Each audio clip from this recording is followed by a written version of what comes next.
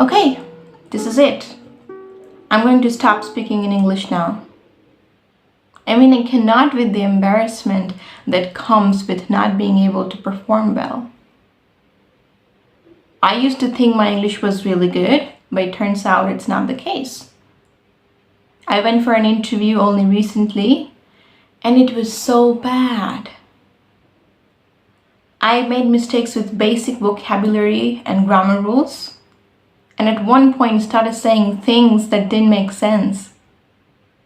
I just cannot with that kind of embarrassment a second time. So I've decided I'll stop learning English and dreaming of becoming a good speaker of this language.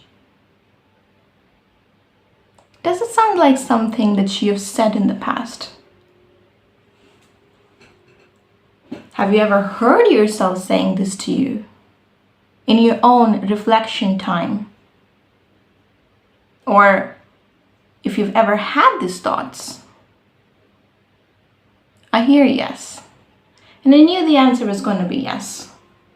Because these experiences, the bad ones, my friend, happen to all of us, the best of us. And we're no exception. I'm no exception. I've had bad experiences speaking English.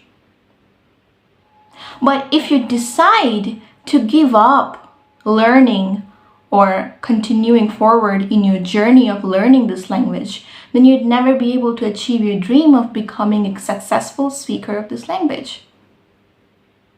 And you'd never be able to taste the joy of pulling off English-speaking activities successfully. That's like completely gone if you throw in the towel at this point and let this one bad experience, one bad event totally ruin your learning and speaking journey. You shouldn't let that happen. So in today's video, I'm going to let you know that you're not alone. Maybe you haven't met another person who had similar experiences. You never met anybody or never talked to anybody who's in the same boat as you regarding these bad experiences. But I can be that person. I'll let you know my story. So in today's video, I'm going to let you in on a little life story of mine. And again, the reason I'm making this video is to let you know that you're not alone in this battle. We've all had bad experiences, and many people just do not like to talk about it. Some people, when they get in troubling situations, they just get out of it fast, and others stay there, stuck, thinking that since they're the only one in this predicament, help wouldn't come. They wouldn't have the rescue. You would get help if you decide. If you've had a bad experience with speaking English at an office meeting or speaking publicly before an audience, this video is going to help you. And if you're planning to stop or pause your learning journey, you should watch this video first. It's going to help you understand that help can come, and this bad situation that you find yourself in is fixable. So the life story that I talked about. Let's jump straight into the story now. So when I was in 4th grade, I was handed with the responsibility of delivering some news items in the morning assembly. So we had this morning assembly tradition where some activities took place, like the news, delivery of news items, the thought of the day, and speech. So I was given the responsibility of doing the news part of it. I was very excited to be handed that responsibility, and this was going to be my first experience with public speaking. I took the opportunity vigorously and was so happy about it. As you can guess, of course, there was this little bit of anxiety and nervousness inside me because I was going to do it for the first time and I'd never faced an audience before in my life. But I thought this opportunity came on pretty early in my life as a 4th grader. I wasn't even a teen back then. I wasn't a teen until 5th grade, I guess. 5th, 6th grade. So I was essentially a child, and this was a big opportunity for me. And the most important thing of all, the central idea for me, was I need to make my class teacher proud, because she is trusting me with this responsibility, and I need to show her that I was the best pick. I was a good risk. And I've been a very good student throughout my school life. A little bit of disclosure here. like throughout my school life, I've gotten good grades and been a child that teachers like really liked and appreciated.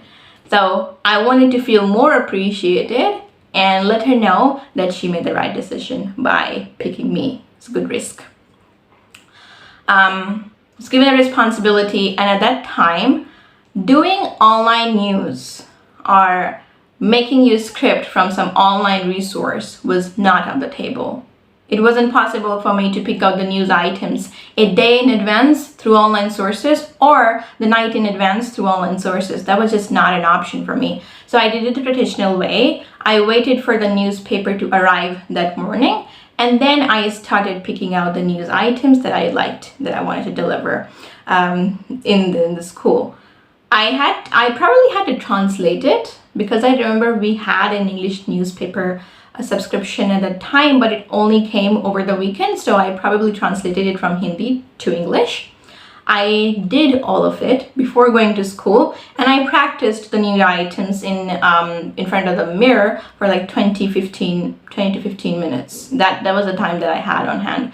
I was always late for school, but that day I didn't get late or anything. It was fine. It felt like a normal day, and I knew that I could get something very valuable in terms of the experience out of this day, and I was just ready to embark on that. I get to school, and the time comes when I have to go on stage and speak it out. I went on stage, stood before the podium. I had a piece of paper in my hand. Because it was news item, still very fresh, nobody expected me to memorize it. I only had to read it from a piece of paper that I had in front of me, kept it on the podium, and I took a breath, and I took a good look of the crowd that was standing before me. And I saw like hundreds of students looking at me with such curiosity, waiting for me to say the first word, and it was a different kind of a vibe. I realized it then that speaking on camera or in front of the mirror, alone in a room, is very different, not comparable to the experience that you get from public speaking. Very different, like almost like I said, it's just not comparable.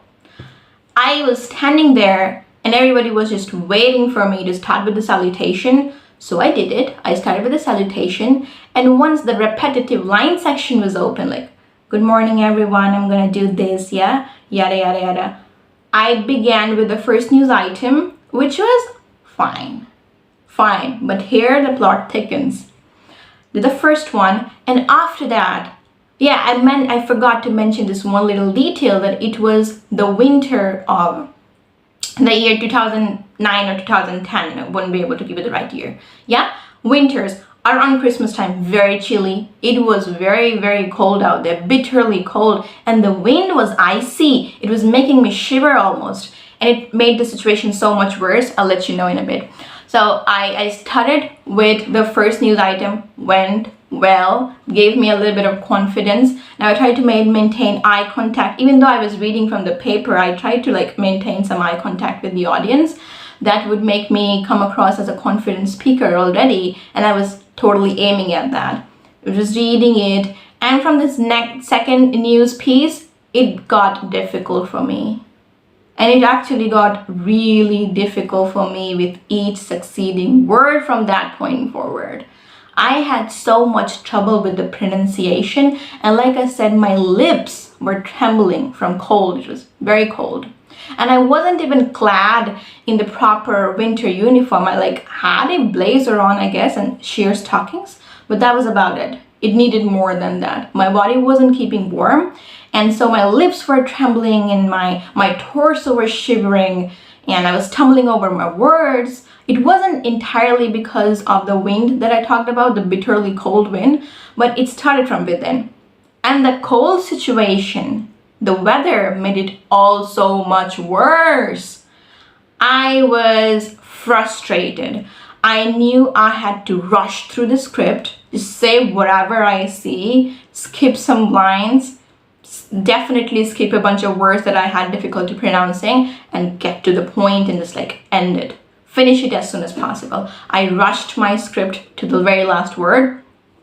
I said, have a nice day. I'm definitely not gonna have a nice day. Like, it's not gonna be a nice day for me. At least you can have it. Have a nice day and goodbye.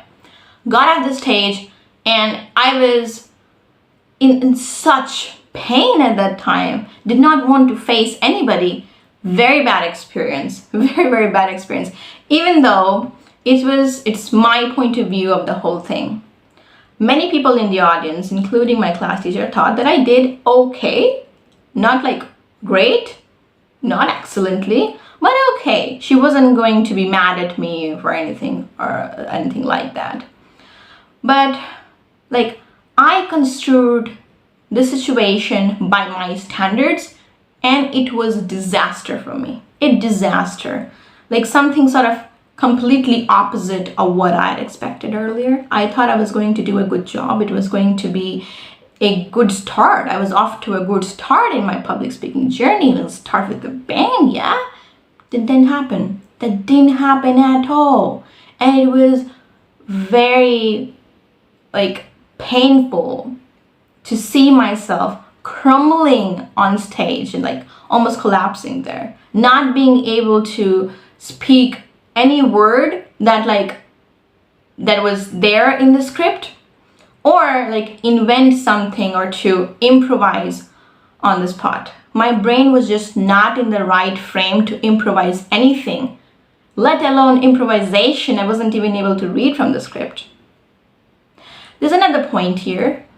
At the time, I wasn't much of a reader. Did not read much books. I only stuck with the textbooks. I did not have much interest in reading. So naturally, I wasn't a great reader either. So did not realize that at the beginning. I thought I have like the practice of 10-15 minutes of reading the news items, even before, without looking at the paper at one point in front of the mirror. It's almost going to be the same experience there on stage.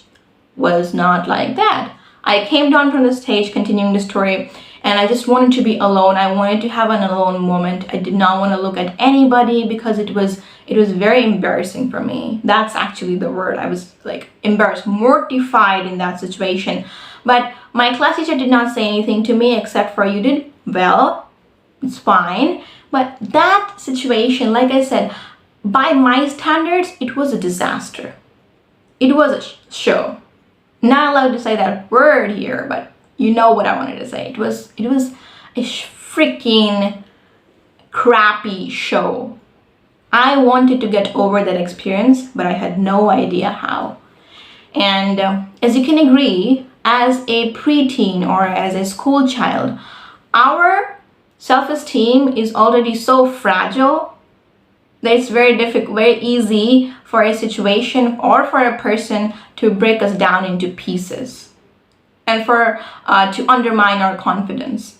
And that is exactly what that event did to me. It really undermined my confidence, really. And at one point I thought like I had zero confidence and my self-esteem was like almost non-existent. Very difficult for me.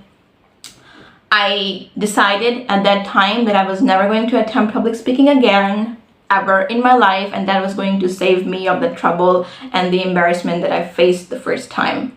Okay?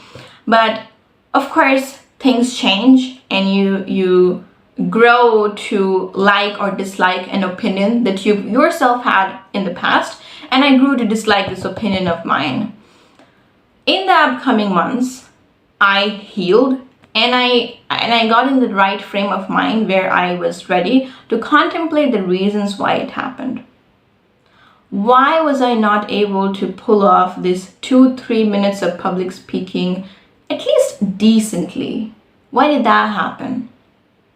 Now I came to several conclusions, but the main point that I extracted from this experience was there was a learning. And the learning was that if you have the practice, but not for too long, it is not going to be your cornerstone in performance.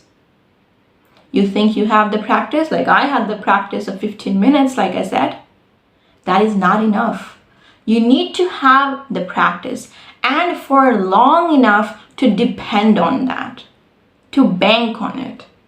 Otherwise, the little practice that you have here and there with inconsistency, that is not actually going to help you in a clutch, in a critical situation, when you can easily get nervous and just fall flat. In such a situation, you need to have practice accumulated over months and years. Only that can be your cushion to fall back on. I didn't have that practice. Like I said, I only practiced it for a few minutes before going on stage. That was the number one thing. Number two is I knew that criticism was something that I was not ready to take at that time, even though I knew that every criticism that came my way was totally deserved by me. I completely deserved the criticism or the backlash. I didn't receive any backlash though, but even if I did, I'd accept it. But I was not ready to take it because, like I said, I was very low on confidence at that time. I realized that you should always be ready to take constructive criticism. If criticism comes in the form of constructive criticism, that is fine. But criticism in any other form to disempower you should be rejected by you altogether. And you need to have a keen eye for that. You need to recognize what people say and what's the intention, the motive behind it. If you let everybody's opinion, everybody's criticism hit you hard, then you're going to feel like you are defeated, and you'll stay like that because you're not fighting back. You're just taking everything in the purest form it comes your way. That shouldn't happen. The second thing I realized, what I shouldn't take criticism without filtering it. If it's constructive, you have your answer. Work on it. If it's not, if it's meant to undermine your confidence, then you have your answer also. Don't take it. Don't think about it. Not saying it's so easy to do it when you have people commenting on something that you did or your personality or anything about your nature. It is difficult to overcome that. But unless you develop that glitter, it's going to be very hard out there. It's going to be very difficult for you because people can be, very critical without the need, unnecessarily critical of your actions sometimes. And the third thing I learned from the situation is that I needed to thicken my skin and work on my core skills. Actually become empowered in my skills. Not just the practice of a few minutes or a few days in a month, but every day with consistency. And like I said, the previous point, you need to have a thick skin. Keep doing the things, and if you fail, bounce back. You fail, stand up again, dust yourself off, and get back on track. And if you're too sensitive to the criticism, that won't happen. The third and the second point are almost entangled. You need to become almost impervious to bad experiences, so to speak, but definitely bad criticism. And you have to keep trying and accumulating the practice. I gave you a story from my life from when I was a school child. But I know it is completely relatable to anybody who's had any kind of similar experiences as an adult. Because this was a story of a person trying very hard to speak nicely, pull off a public speaking act, okay, with a little bit of less practice, with lack of practice, and just failing to do it. And if you've had such an experience recently, and you were thinking that this is going to be the end of my journey, and you are going to let this bad experience ruin your journey, then I'm here to save you. Don't do that. Had I given up as a child, as a fourth grader, I wouldn't have experienced the joy, the taste, the flavor of pulling a public speaking act successfully in fifth grade. I got a second opportunity like 6-7 months on. I passed fourth grade, got to fifth, and I got to do a public speaking thing once again in 5th grade, like I said, a few months on, and it was good. I revived from there, and it made me feel so much better about myself. As a 4th grader, if I had made a decision and stuck with it for a lifetime, I'd never like unveil this talent of me to speak nicely, to know so much about my communication skills, to know the extent of my quality, the extent of my talent. Now I do, because I did not let this bad experience spoil the mood, to spoil the journey.